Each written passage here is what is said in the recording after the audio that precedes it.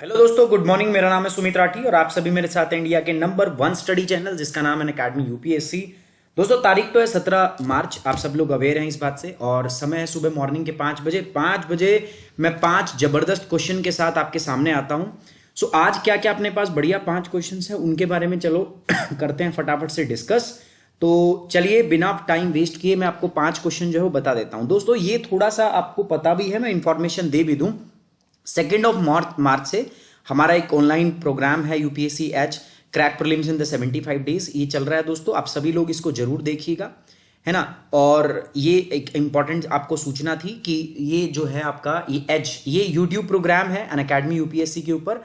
साथ ही साथ हमने अनअकैडमी सब्सक्रिप्शन पे भी मैंने कोर्स स्टार्ट कर दिया है। तो वहां पर मेरा अभी 9 से लेकर 9 से 10 बजे में मेरा कोर्स चल रहा है। किसका? आपका अभी देखोगे आप तो वो कोर्स है किसका? इंडियन ज्योग्राफी का। सो इंडियन ज्योग्राफी का वहां पर कोर्स चल रहा है, तो आप ज्वाइन कर सकते हो दोस्तों उसको। जाके जिन जिन बच्चों के पास अनअकैडमी का सब्सक्रिप्शन है वो जाके एनरोल कर लीजिए। सवाल नंबर 1 जो है दोस्तों, ये है आपका कोरल रेड कुकरी स्नेक। ये कोरल रेड कुकरी स्नेक क्या है दोस्तों? इस प्रकार का। अभी देखो रिसेंटली मैंने कल या परसों बताया भी था आपको। एक तो आपकी कैट और एक ये दोनों पीलीभीत नेशनल पार्क जो था उत्तर प्रदेश, उसके अंदर में देखे गए थे। वो जो कैट थी आपका रस्टी कैट, रस्टी कुछ ऐसा नाम था, रस्टी लेड्स कैट। और ये जो है दोनों नॉक्चरल थे, वो रात में चलते थे। ऐसे ये सांप भी नॉक्चरल दिन के अंदर ही दिखाई देगा आपको, बिल में रहेगा, रात में निकलता है शिकार पे। ये जनरली जो है आपका जो लार्वा वार्वा है ना, उस टाइप के इंसेक्ट्स वगैरह ये सब खा के अपना जीवन यापन ये करता है। देखो देखने में बढ़िया दिख रहा है ना, मस्त दिख रहा है ना। हाँ चलो, इसके बारे में सवाल है, क्या है बता देता हूं आपको। अच्छा, एक छोटी सी बात और भी है दोस्तों, यूपीएससी एज का हमारा प्लस पे भी यूपीएससी एज प्लस एक प्रोग्राम और भी चल रहा है हमारा। ये अनअकैडमी सब्सक्रिप्शन के ऊपर है। आपको अनअकैडमी का सब्सक्रिप्शन जिनके पास है उनके लिए दोस्तों, तो आप जाइए, जो अनअकैडमी का सब्सक्रिप्शन है ना, वहां पर एक बटन होगा, इधर उस पर लिखा होगा एजुकेटर।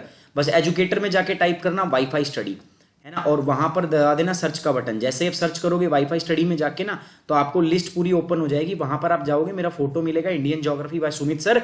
बस उसमें जाके साइड में एक बटन होगा जिसका नाम होगा एनरोल, बस उसको दबा दो। एनरोल आपका हो जाएगा और फर्दर आप मेरी सारी की सारी क्लासेस जो है वहां से लाइव आप देख पाओगे, नोटिफिकेशन आ जाएगा। जिन बच्चों के पास नहीं है और जो ज्वाइन करना चाहते हैं अकेडमी सब्सक्रिप्शन, देखो अभी गोल्डन अपॉर्चुनिटी है मेरे दोस्तों। 2 ईयर का जो सब्सक्रिप्शन है ना, 1 ईयर का है आपका 40,000, 2 ईयर का कितना हो गया? ये हो गया आपका 80,000, है ना। लेकिन 80,000 का नहीं, आपको 2 ईयर का सब्सक्रिप्शन सिर्फ और सिर्फ आपको कितने में मिल रहा है मैं बता देता हूं। 80,000 की जगह ये मिल रहा है आपको 52,000 के अंदर।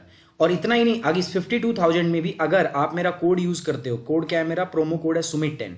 अगर आप सुमित10 का इस्तेमाल करते हो प्रोमो रेफरल कोड के अंदर, तो आपको ये कोर्स जो है वो सिर्फ 43,200 रुपए का पड़ेगा। सिर्फ कितना? 43,200 का ये कोर्स जो है वो आपको पड़ेगा। बात समझ में आ रही है? इसके लिए कुछ नहीं करना, आपको अनअकैडमी की ऐप डाउनलोड कर लो, उसमें अपने आप को रजिस्टर कर लो, या आप क्या करो www.unacademy.com पे लॉग इन कर लो। उसके बाद गोल में चूज करना है आपको यूपीएससी। उसके बाद जाना है आपको गेट सब्सक्रिप्शन। सब्सक्रिप्शन में 2 ईयर का सब्सक्रिप्शन पे क्लिक करना है। उसके बाद में आएगा रेफरल कोड, वहां डाल देना सुमित10। आपका कोड अप्लाई हो जाएगा। कोड अप्लाई होता है तो आपकी वैल्यू कितनी होनी चाहिए? अमाउंट 43,200। जैसे हो जाए आप पेमेंट कर सकते हो। यहां पर ईएमआई ऑप्शन भी है, ईएमआई में भी आप पे कर सकते हैं, ठीक है। Consider the following statement with respect to the coral red kukri snake. So coral red kukri snake is listed in the schedule 1 of the Wildlife Protection Act. ये वो एक्ट है जिसके द्वारा हम वाइल्ड लाइफ को प्रोटेक्ट करते हैं। तो कह रहा कोरल रेड को स्नेक, कुकरी स्नेक जो है वो शेड्यूल 1 के अंदर आता है। Coral red kukri snakes normally prey on the earthworms and larva. ये मुख्यतः सामान्यतः जो केंचुए और लार्वा है ना, उस पर निर्भर करता है, उसी से अपना पेट भरता है। Its innate characteristics was to remains underground most of the time and is nocturnal in nature. ये बात मैंने आपको बताया था, इसका ये इस कैरेक्टरिस्टिक्स है इसकी। नॉक्चरल मतलब ये आपका रात में निकलता है, निशाचर है ये। और जन्मजात लक्षण है कि ये भूमिगत रहता है, जमीन से बाहर दिन में निकलता नहीं है। तो मैंने आपको बताया था ना, ये बिल्कुल सही है, ये बात भी बिल्कुल सही है ना। तो देखो 2 और 3 किस में है? तो ऐसा कोई ऑप्शन है जिसमें 2 और 3 एक साथ हो? नहीं है ना, तो एक ही जगह और D. So D is the right option.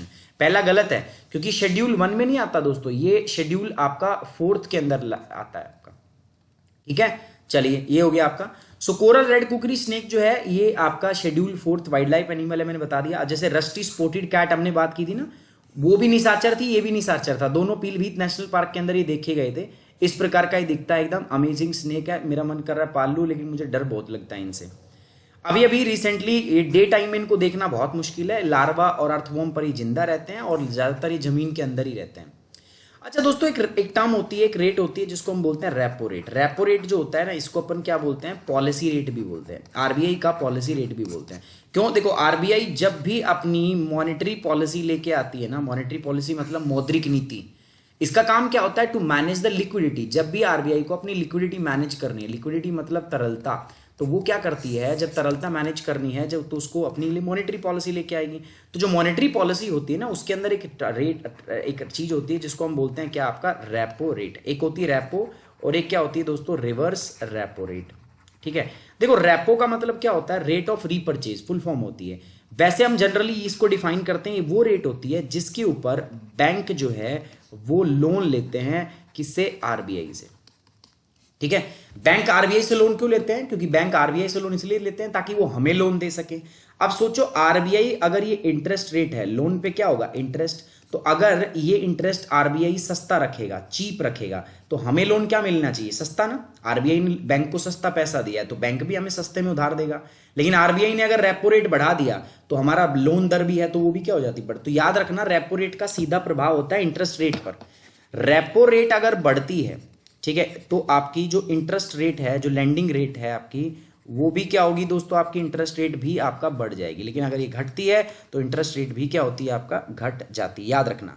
तो अभी की प्रेजेंट सिचुएशन क्या है, देखो अभी अगर हम देखें ना, तो इन्फ्लेशन जो था वो लगातार बढ़ रहा था, है ना, इन्फ्लेशन बढ़ रहा था, लेकिन जो आपकी ग्रोथ है, जो आपका जीडीपी में ग्रोथ है, वो घटी हुई थी। अब ग्रोथ को बढ़ाने के लिए आरबीआई हमेशा क्या करता है, रेपो रेट को क्या कर देता है, कम कर देता है, पॉलिसी रेट को कम करता है अपनी मॉनेटरी पॉलिसी के अंदर। लेकिन जो अभी हालात हैं उसके अंदर रेपो रेट कम नहीं की जा सकती। क्यों? क्योंकि यार इन्फ्लेशन बढ़ रहा है, ग्रोथ ठीक है, आप ग्रोथ को तो बढ़ा दोगे, अगर आप मॉनेटरी पॉलिसी के अंदर रेपो रेट घटा देते हो तो लिक्विडिटी बढ़ जाएगी, ग्रोथ बढ़ जाएगी, लेकिन साथ ही साथ इन्फ्लेशन पर भी उल्टा प्रभाव पड़ेगा। इसीलिए आरबीआई ने एक नया टूल इजाद किया है जिसका नाम रखा है उसने लॉन्ग टर्म रेपो ऑपरेशन, एलटीआरओ। इसमें लॉन्ग टर्म के लिए रेपो रेट जो है उसको कम या ज्यादा किया है, तो मैनेज करने के लिए एक नया ऑप्शन जो है आरबीआई लेके आई है। So consider the following statement regarding the LTRO. So LTRO is a new credit facility conducted by the RBI to inject the liquidity in the banking system with long-term maturity periods. कह रहा है LTRO एक नई तरलता सुविधा है जो RBI ने लंबी अवधि की परिपक्वता अवधि के साथ बैंकिंग प्रणाली में तरलता इंजेक्ट करने के लिए, मतलब मनी की वैल्यू, पैसे की मात्रा बढ़ाने के लिए की है। LTRO will be conducted on the e-कुबेर प्रोग्राम। देखो कोई भी काम होता है ऐसा ना, वो e-कुबेर प्लेटफॉर्म पर ही होता है। Fund through LTRO will be provided the repo rate, जो फंड प्रोवाइड होते हैं ना एलटीआरओ के थ्रू, वो रेपो रेट पे ही दिए जाते हैं। आपको बताना तीनों में से कौन सा सही है। सो तीनों स्टेटमेंट बिल्कुल क्या है, आपकी सही है। RBI is announced a new liquidity facilities under long term repo operation LTRO to inject the liquidity in the banking system. Okay, the new policy tools comes in the context of the RBI limitation in cutting its policy rate as well its desire to enhance the liquidity. RBI चाहता है कि repo rate को cut भी कर दे, RBI चाहता है कि liquidity बढ़ा भी दे। लिक्विडिटी मतलब होता है मार्केट में पैसों की मात्रा, तरलता बोलते हैं इसको, पैसा कितना है, तरलता। आरबीआई चाहता है लिक्विडिटी को बढ़ा दे, साथ साथ आरबीआई जो है वो रेपो रेट को कट भी नहीं कर सकता। तो आरबीआई दोनों जगह दुविधा में। तो आरबीआई क्या करता है भाई, ना तो लिक्विडिटी को बढ़ा रहा है और रेपो रेट कट नहीं कर सकता, इसलिए इसने नया एक सिस्टम बना दिया एलटीआरओ। अब इस एलटीआरओ में जो फंड दिया जाता है ना, वो रेपो रेट के बेसिस पे दिया जा रहा है। To assure banks about the availability of the durable liquidity at reasonable relative to cost related to the prevailing market condition, ये नया सिस्टम जो है ये इंट्रोड्यूस किया गया है जिसका नाम क्या है, LTRO. Further, to encourage bank to undertake maturity transformation smoothly and seamlessly as to augment the credit flow to the productive sector, LTRO will be conducted. ये आपका जो कोर बैंकिंग सोल्यूशन है, सीबीएस किसको बोलते हैं, CBS is nothing but it is the core banking solution. So core banking solution, और कौन सा प्लेटफॉर्म है दोस्तों, आपका ई कुबेर प्लेटफॉर्म। तो वहां पर ये इसका खरीदी और बिक्री आपका बेसिकली होती है। अब बात करते हैं दोस्तों एक अगली बात की, the world climate and security report 2020। ये किसने रिलीज किया आपका पता है, international military council on climate and security, है ना। तो ये बेसिकली रिपोर्ट जारी की है। आप जान ही सकते हो होगा किसके ऊपर, जब क्लाइमेट नाम है तो क्लाइमेट के ऊपर होगी कि नहीं होगी। तो the world climate and security report 2020 was released recently by this. किसने रिलीज किया इसको अभी, तो इंटरनेशनल पैनल नहीं भैया, नहीं, अभी तो पढ़ा था हमने, C is the right options, है ना। तो the impact of military change on the water will increase, climate change on water will increase the risk to global security in the next decade. कह रहे जलवायु परिवर्तन और पानी के अभाव से अंतर्राष्ट्रीय सुरक्षा और सैन्य पेशेवर के एक समूह के अनुसार अगले दशक में वैश्विक सुरक्षा के लिए नए जोखिम बढ़ेंगे। वो कह रहे हैं क्लाइमेट चेंज और वाटर जो अवेलेबिलिटी डिक्रीज हो रही है ना, इससे इंटरनेशनल सिक्योरिटी और मिलिट्री प्रोफेशनल है ना, इनके ऊपर एक नेगेटिव इंपैक्ट पड़ने वाला है। ठीक है, the international military council on the climate and security administered a survey in December 2020 to assess the perception of the climate security risk among 56 security and military expert and the practitioner from across the globe। Okay, चलो अब बात करते हैं दोस्तों coastal regulation zone. ये मैं कई बार आपको टॉपिक पढ़ा चुका हूं। जो हमारे कोस्टल एरिया होते हैं ना, they are very important ecologically biodiversity rich areas. यहाँ बायोडाइवर्सिटी बहुत ज्यादा होती है और हमें इनको बचाना है, तो ह्यूमन इंक्रोचमेंट, तो उसके लिए कोस्ट को रेगुलेट करने के लिए एक रूल बनाए जाते हैं, they are known as the coastal regulation zone rule. ठीक है, तो कोस्टल रेगुलेशन जोन जो है, इनके ऊपर यहां से एक सवाल है। Consider the following statement regarding the coastal regulation zone rules. तो तटीय विनियमन क्षेत्रों सीआरजेड के बारे में निम्नलिखित कथनों पर विचार करें। The regulation zone has been defined as the area up to 500 metre from the high tide line. दूसरा क्या रहा है, in India the coastal regulation zone CRZ rules governs the human and industrial activity close to the coast line in order to protect the fragile ecosystem near the sea. बिल्कुल सही बात है। भारत का जो तटीय विनिमय क्षेत्र होता है ना, इसका उद्देश्य क्या होता है कि जो कोस्ट यानी समुद्री तट के पास का जो इलाका है उसको सुरक्षित किया जा सके। ये सही है बिल्कुल। CRZ rules are made and implemented by the union environment ministry. देखो, रूल बनाए तो यूनियन एनवायरमेंट मिनिस्ट्री के द्वारा जाते हैं, लेकिन इंप्लीमेंट जो है वो और भी एजेंसीज इन्वॉल्व होती हैं, तो ये नहीं होगा। ठीक है, and the coastal regulation zone has been defined as an area. Coastal regulation zone क्या होते हैं, ये वो एरिया होता है जो 500 मीटर जो आपकी हाई टाइड लाइन होती है ना, हाई टाइड मतलब जो समुद्र का जो लेवल है जब ऊंचा रहे, तो उसका जो 500 मीटर का जो इलाका होता है उसके अंदर ये परिभाषित किए जाते हैं। तो यहां पर पहला और दूसरा स्टेटमेंट बिल्कुल सही है। So B is the right option. ठीक है, ये मैंने आपको पूरा पढ़ाया हुआ है दोस्तों, एक बार देख लेना यहां पर क्या क्या है।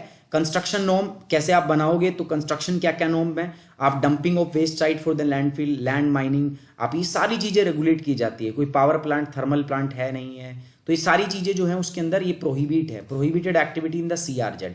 आप ये काम जो है वहां पर नहीं कर सकते हैं।